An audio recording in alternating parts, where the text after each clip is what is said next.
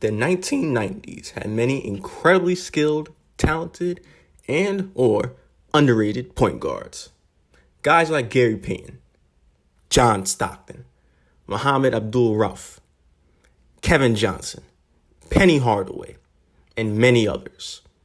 Most of these players I will be talking about in the future. But as for today, I'll be talking about a different point guard.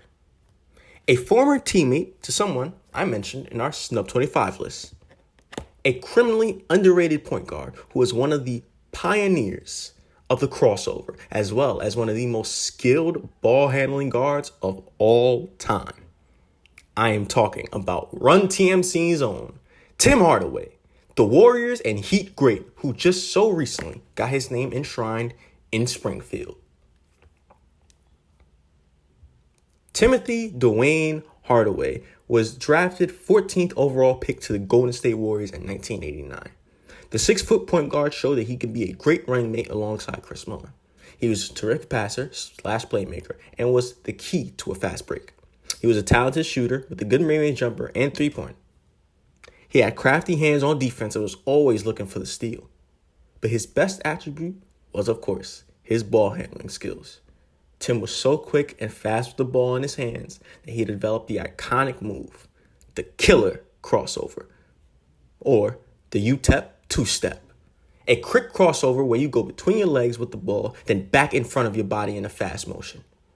Hardaway would use this on fast breaks, ISO plays, and any chance he got, shifting the entire league of point guards with this. This made Hardaway one of the best ball handlers of all time and a true pioneer of the crossover, pushing ball handling skills forward towards the evolution of the game. Hardaway used his ball handling skills not just to set up his teammates, but to score himself with a relentless and acrobatic inside scoring game. In his time with the Golden State Warriors, Hardaway averaged 20 points, 9 assists, and 2 steals, including making the All-Star team 3 straight times from 91 to 93.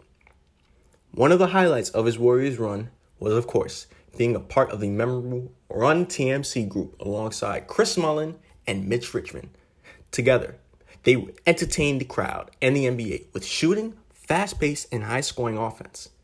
By 1995, however, Tim's time as a Warrior came to an end as he was traded to the Miami Heat.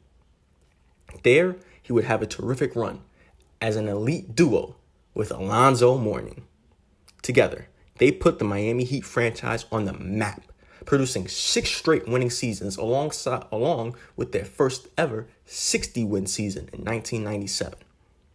Tim will be selected to back-to-back All-Star games in 97 and 98, as well as getting picked for his first and only All-NBA first team in 97.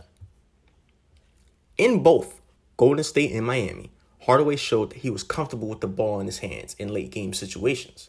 He had the clutch gene, making game-winning shots in incredible fashion, most famously against the rival Knicks, hitting a buzzer-beating 3-point shot to win the game.